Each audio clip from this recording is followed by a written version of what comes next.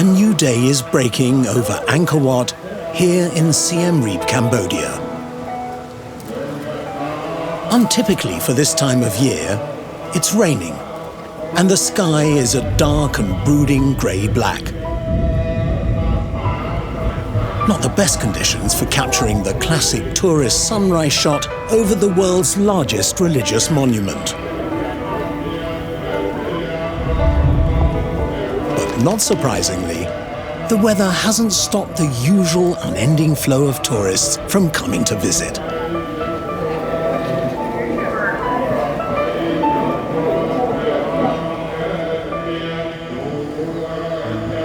Fortunately, despite its complex and tragic past, for many of the local people in this lovely country, the lure of Angkor Wat continues to provide the most important source of employment.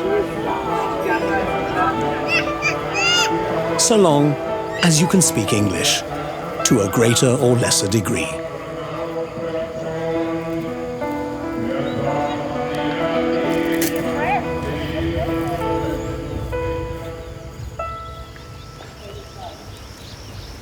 I've been lucky enough to have my business, which has been established 20 years now in Dubai, and always been in some way involved in charitable work. We had a terrific event that we hosted in Dubai on a regular annual basis, which raised a lot of money for different initiatives around the world.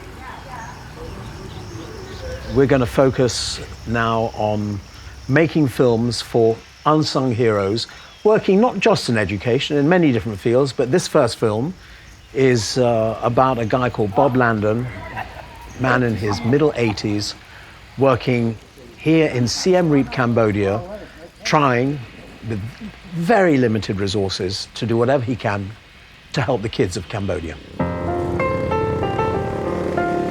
No sooner are our feet safely on the ground than we hop onto a tuk-tuk for a hairy ride to the remote village of Donam on the outskirts of Siem Reap, a school run by a very inspiring Cambodian teacher. I study English with my friend. My friend teach me English to me.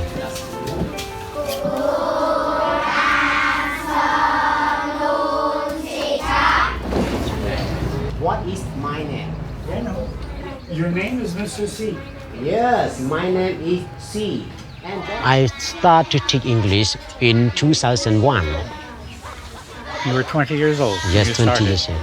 They are dancing. Dancing. They are dancing. Are you dancing? No, I don't. No, I am not. No, I am not. Can Bob dance? No, I can't. Can you? Can you dance? Yeah, I can. Yes, I can. When I stand teaching, I have difficulty for teaching children because I cannot walk.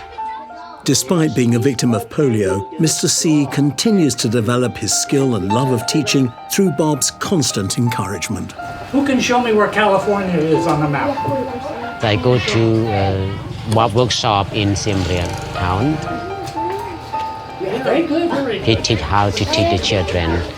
Very good. Okay, that's where California is. He always give advice to me.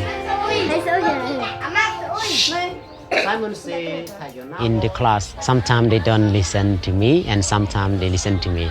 But they don't listen to me, I call everybody come to me and play game and sing English song all together.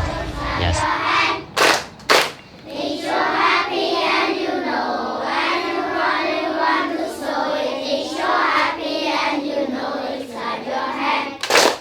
And I know my English is not very good, but I try to teach the small children. Do you like swimming?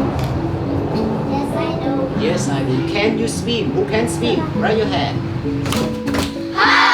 And when they grow up, they can looking for a good job and they get salaries to feed their children.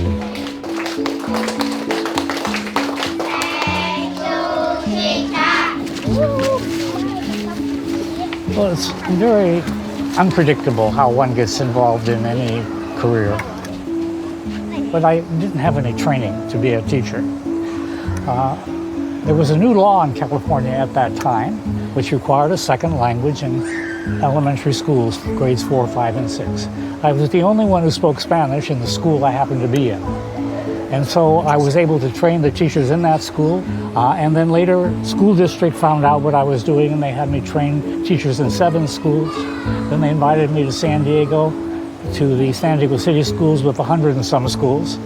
And I created the material, and I did a lot of traveling to the different schools in hopes that the teachers would take on some of the capability and spread it. So you're it was, kind of a self-taught teacher trainer? in essence, yes. Yeah, okay, I've never been trained.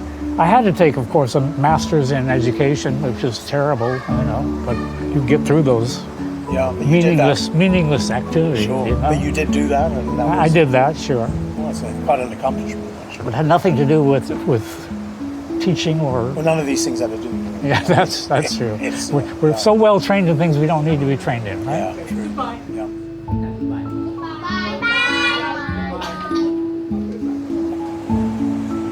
In '93, I decided to go to Europe and do a completely new thing. I like challenges. So I went into a hotel that was the Hilton in Castle Hill in Budapest and told them I was a teacher trainer, which was a lie. That I've done a lot of work in hospitality, which was a lie. But that I would be glad to demonstrate what I can do with the different groups, the front office group, the housekeeping group, the waiters in the restaurants and all that. That was a great experience for me. Tremendous experience. After you do something successfully, do something that you're not going to be good in and see if you can make it good. So then I decided, okay, I'm going to do something totally different and go to Thailand. I had one friend in Thailand that I went to the university with. So that was a little bit of a comfort zone for me. So in the process of 8 years in Thailand, I came to Cambodia on weekends, not every weekend, but at least two a month, because I had a goal to eventually end up in Cambodia, where I now basically am a full-time unpaid volunteer. That's my specialty now. It's fascinating to see and meet the many different teachers that Bob trains. From people in the remote rural areas to Buddhist monks in the center of Siem Reap, where we find ourselves now. A long time ago, we don't have the school outside actually, so they have to come to the temple. We have many temples in Cambodia because we are Buddhism. And then at that time, the monk role very important in education. Our pagoda here, we call it Patamnak Temple. We have a group of monks that have ability to teach, especially English. Have one school that is the foreign language school because English is very important actually for our developing country. The people, family that living in rural area, they don't understand about the importance of education. They just care about how to live in one day only. Bob is very helpful for our foreign language school. His mission, he just focuses about the teacher. That is very important, right? Yes. Because if he can teach the teacher and then the teacher can teach all those students. Bob focused on CLT, communicative language teaching. That is very quite interesting. Like he focused about how the student interact, it means communicate with teacher and student. Thank you to Mr. Bob that gave us a chance of workshop education related to teaching.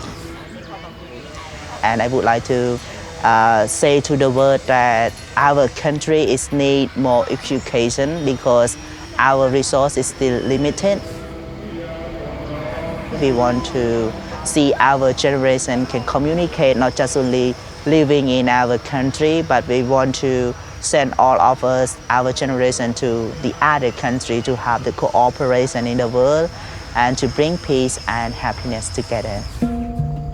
It's a lovely sentiment, of course, but as history has shown, Cambodia has not always been so blessed with peace and happiness. Actually, in 1973-74, I was taking graduate courses at the University of Southern California, and there were a lot of Cambodians there on scholarship. And some became very involved with my family and traveled together, Thanksgiving, Christmas kind of thing together. And then a year later, they had gone back. I was in communication by letter with several of them. And then I found out in 1975 that they had all been killed during the Pol Pot massacre, we'll call it. And so I said to myself at that time, I'm going to go to Cambodia someday and do something that might help the country.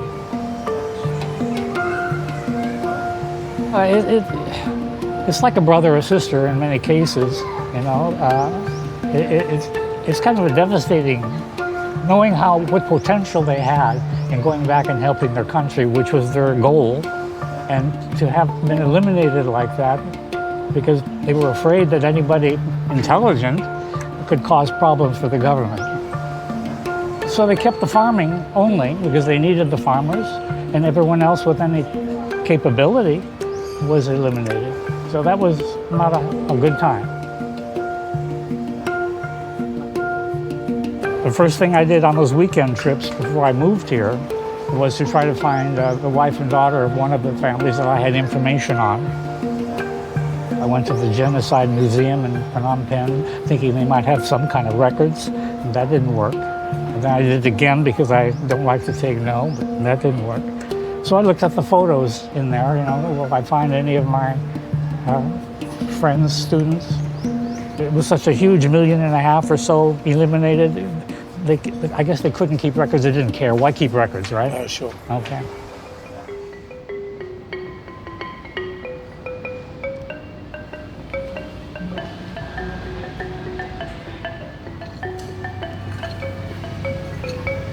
For how long have you been teaching Makara? 11 years. 11 years? Yeah, Wow. 11 years. And so how did you learn to speak English? Honestly, from Bob.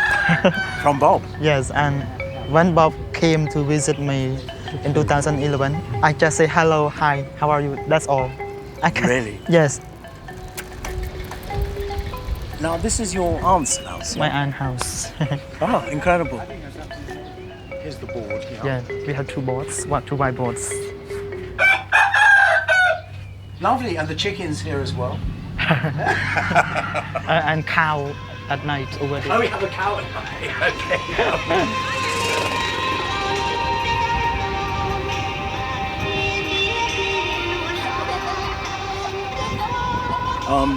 The kids here, you charge them a small fee, or it's completely free, or it's No, not free. I charge one student is $3 a month. $3 a month. Yeah. Okay.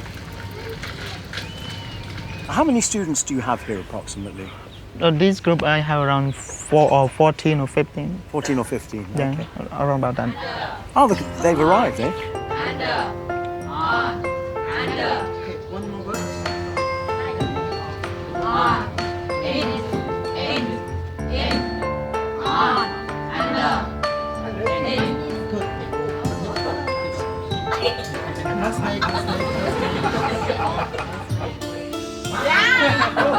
It's in the pocket. It's in the pocket. It's in the pocket. You're enjoying teaching English, yeah? Yes. Yeah. You speak very well, you know. Thank you, thank you. Because of Bob, because of Bob. It's a problem. Yeah. Makara works part-time in the local government school and talks about the difficulties he faces on an everyday basis. They don't go to the kindergarten, they go to grade 1 first. So then, 40 or 50 students in the class, they cannot reply. Even they grade 6, grade 7, because 40 or 50 in a class, and they don't go to the kindergarten class. So one teacher cannot control. So that's a problem then. Too many pupils, too many children Yeah. in a class. Yeah. Yeah. Okay, this is a ball. This is spoon. Yeah. What's your dream? My dream is I want to have one more student to come to study with me. But I work 4 hours for the government and 3 English classes. 7 hours a day. It's a lot already. Yeah, already. That's draining, very tiring. Yeah. Yeah. And sometimes it's very headache and stressful, being with the kid all the time.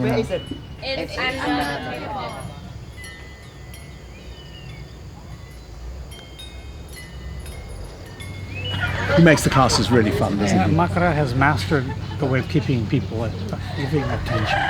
Whenever an activity is showing an action, movement, they're going to remember it a lot better than if we just talk about it. Oh, interesting. Even putting your hand on the spoon, hand on the knife, even that is reinforcing the learning. And the kids love it. You can see that. They're just having so much fun. Absolutely. And if things get a little bit quiet, he'll introduce a new game. Yeah. Okay.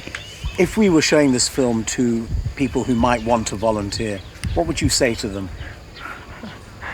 I say, please come. And we really need a volunteer so that students maybe they pay attention, you know. Yeah. Because when they talk with the foreigner, they know, oh, I can speak English. I can speak English. Yeah, yeah, no, absolutely. Yeah. So please come would be your message. Yeah, please come. And you're welcome. You're welcome. Yeah. Hello, my name is Suwanarat. I am a founder of Angkor Legacy Academy. I provide free education, food program, and pure drinking water to the people in this area. Savannah's energy and passion is infectious. It's hard to keep up with him as he takes me on the grand tour of his Angkor Legacy Academy, which is built at the side of his home. So you pay for the food as well? Yeah, I pay for the food, so I cannot cook for them, all of them here 200, but I give them some rice, like 5 kg per month to cook themselves at home with the family, whatever. But keep coming to school to get better future. If you don't have notebook or pencil or pen to go to the government school too, come to tell me. Yeah. I do my best to help you. So how do you survive? You know, I have some money in my bank account, and Cambodian people don't really eat, you know, like spend much money on the food. And at weekend, I work as a motor taxi driver as well to make some, you know, we just save very much. This is the raw rice. The rice that not yet open the skin. In a year, I bought 1.5 tons of rice for my family, and we just save some cost to buy some fish or something to make some food for living and continue this work. Cambodian people eat a lot of rice. That's a lot of rice, yeah. Breakfast, cook rice. Lunch, rice. Dinner, rice. Every meal, rice.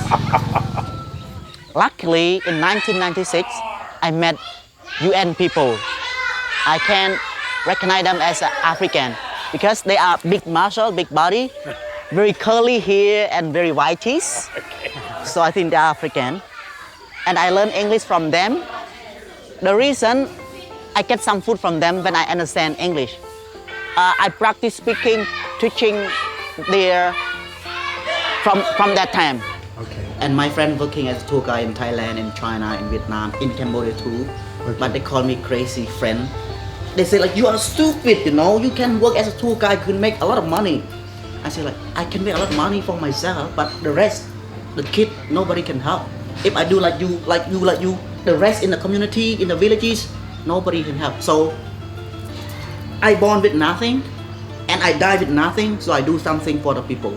Okay, if you choose that way, it's up to you, but I choose this way. Crazy friend, you crazy. So I stay this. You're a special guy. Amazing. I enjoy teaching. I enjoy with many people, and I see the result that I did just make me want to carry on. So during the daytime, they do something working under the house. Can be weaving, you know, making stuff under the house. And during the night time, they sleep upper. And next day in the morning, people get down from the house in the morning like, what footprint is it? I see like big elephant footprint and tiger. So that's why Cambodian people build a house like this. Interesting. All students that they come to study here, guarantee they're gonna get a job in a tourism area. What animal makes the sound meow? Meow. Who wants to come like cat?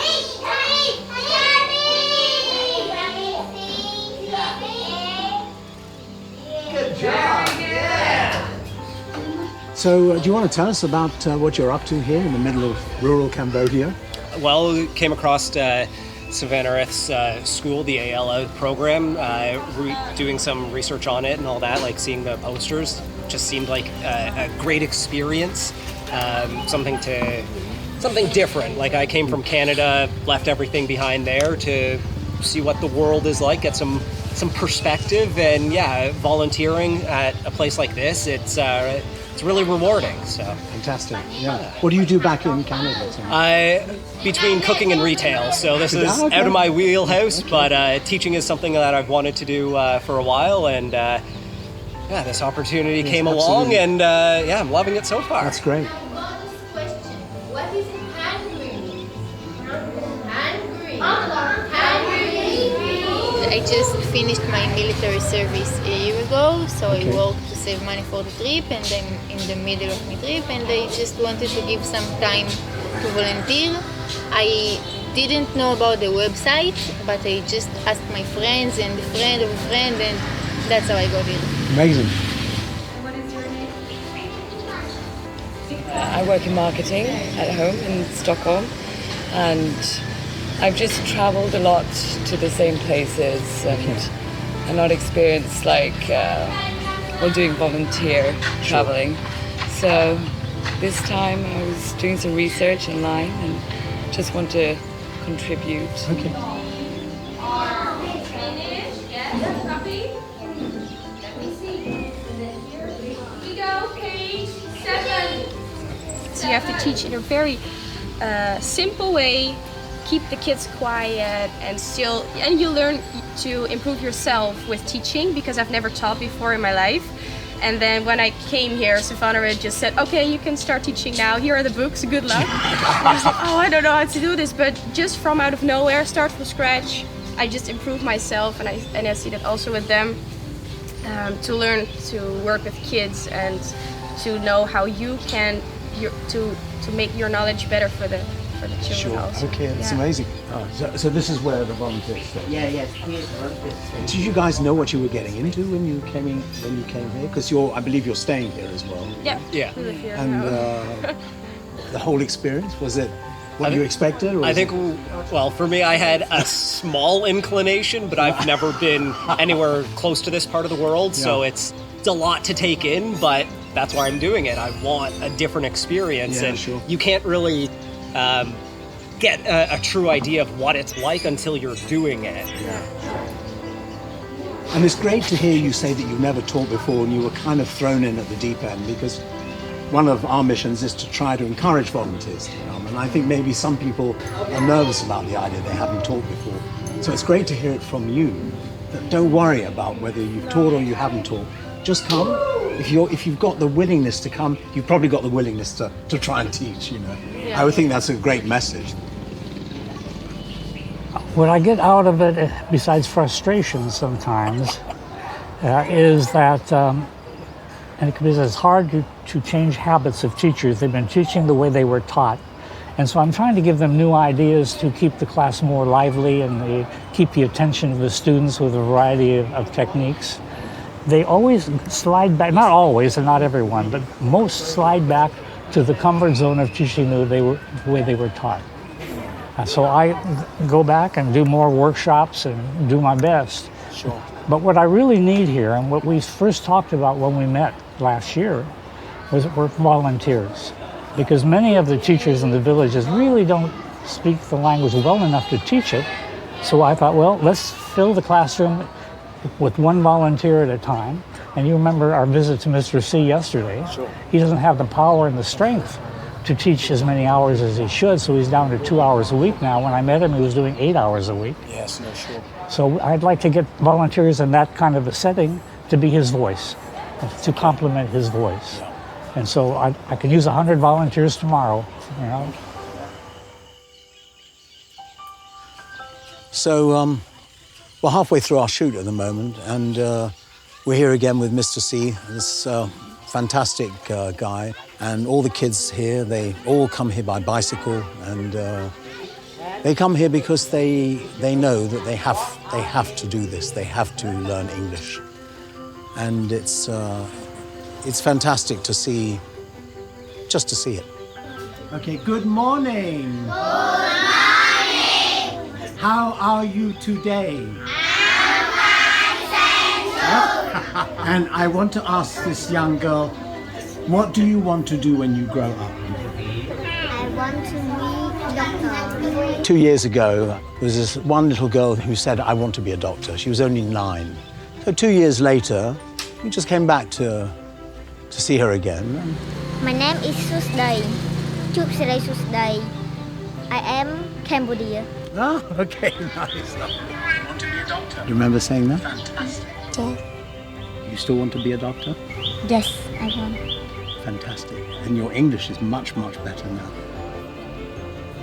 And you want to be a doctor here in Siem Reap? No.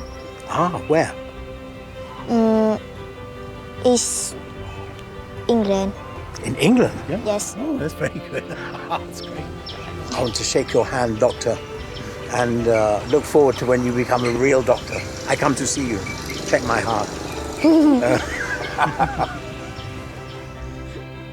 Bob has introduced me to all these different villages, all these various teachers. So local bank was sponsoring. And through Bob's time here, where he's dedicated his time absolutely for free to help these teachers to teach, and that's what he does. He's doing a fantastic job, and he's much loved by the teachers, and rightly so. It's very inspiring.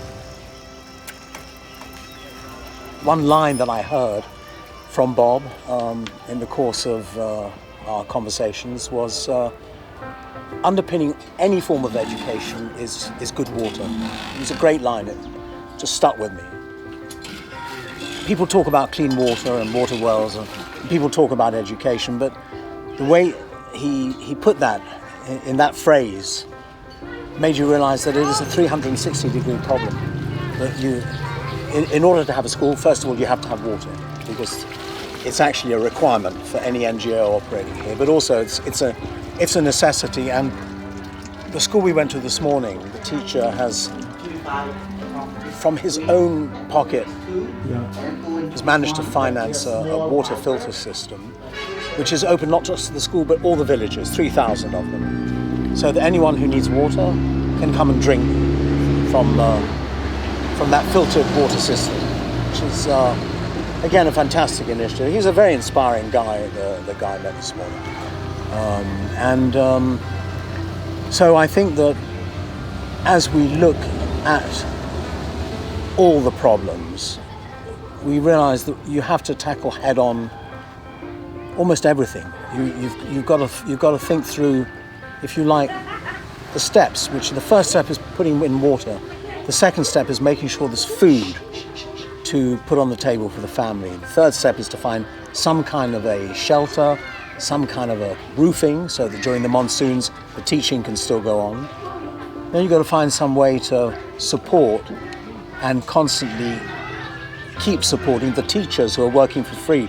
That's what Bob's been doing. He's been training the teachers to improve, and I hope one day that someone steps forward to take over his incredible role, because he really is a man of enormous experience in education, and he's giving all that absolutely for free and with all his heart. Cambodia needs education.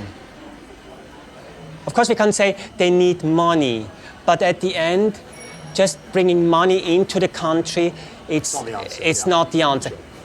My wife and I, we always talked about the orphanage bubble. So they grow up in a situation where when they get up in the morning, the food was already cooked. They never had to worry about clothes because they get a lot of donations. And they never saw, actually, somebody working for the money. Only from the orphanage realized that when you have tourists who visit the orphanage, they give money.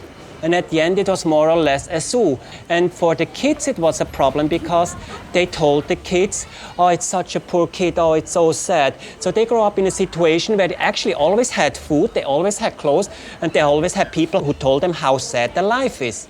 Interesting. And that's the tricky part. And for us, we are from Switzerland. So in Switzerland, it's very common to make apprenticeships. Apprenticeship means education for free. It's a dual system. It's the theoretical lesson, it's the practical part. And you get prepared for real life. And that's how this all started. When I was a boy, yes, I saw my uncle. He always go to work, and I realized I want to work as well. But he said, you have to learn English first. So he brought me to a Sangam Center, that's an NGO. One day, I told him I want to work because now I can speak a bit English. Okay. And he brought me to Haven He for brought you to Haven. trainee, yes. Yeah. I studied at Haven from 2012. Our job ends when they have a contract, a working contract at a place after our training. So we have a network. We know places they are looking for trainees. So, and that's why we, on one side, we provide the internship, but also we help them to get a job afterwards. Before I came here, I have nothing. Yeah. And I learned a lot from here, how the life skill, how to save money. I know how the money come. Money is not for free. We have to work for money. I learned a lot from them. I have to admit, I have quite often guests, they ask me how they can help. And I think it's very, very difficult. Of course, I have to say this, to have dinner at restaurants like Haven or Marooms or Spoons, all the training restaurants, because that's real life. You get something for your money. I have one trainee, she finished 2 years ago. She's now studying English literature at the university, and she financed her study with a job, front of house job. I want to stay here, and Get married, of course. Yes, I want to be a management. You want to be in management? Yes. That's a great, great dream. I like that. They finance their life. They normally finance their parents' life. And I had one guest who asked me, you can't change Cambodia. Of course not, but I'm not here to change Cambodia. But we can change the future from a few young adults, and they will get married, they will have 2, 3 kids, they will pass on the idea to the kids, and after 1, 2 generations, we have a bigger impact. Yeah. It's not a question of years, it's a question of generations. Sure. Yeah.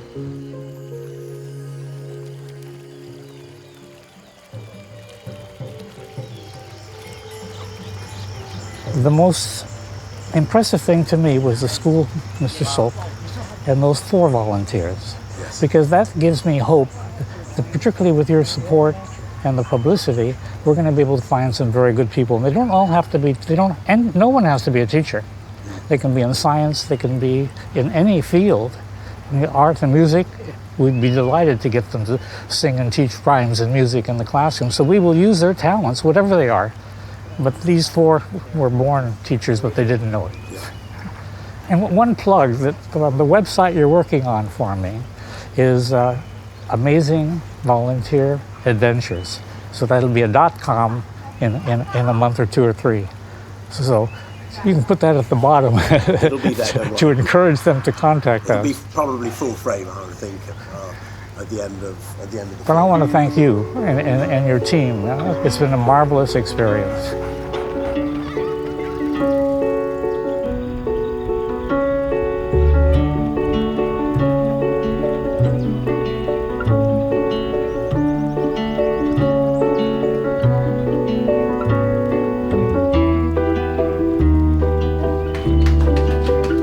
I think my family's irritated that I'm here, you know, and but I can be productive here, and I cannot be productive in California. There's no one who's going to give someone my age a job.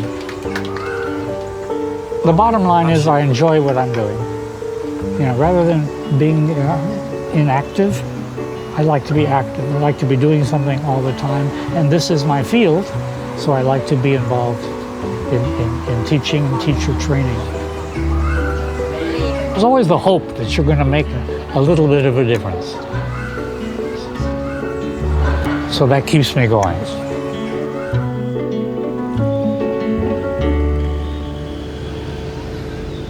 So, as the sun starts to set in Siem Reap, and evening activities begin in and around the noisy downtown, we get ready to say our goodbyes to Bob, all the teachers and children we have met. When I think about what will stay with me from this trip, it is the deep warmth, humour and gentleness of the people. Truly inspiring when you consider the unspeakable suffering that so many experienced during the last bloody century. Is this a testament to the power of healing? And perhaps a testament to the ability to forgive? Or is it just the flow of life, interrupted but yet constant? One thing is certain, the rural village children not only have a great need for more educational opportunities, but also have clearly demonstrated to me a strong desire to learn and thereby improve their lives.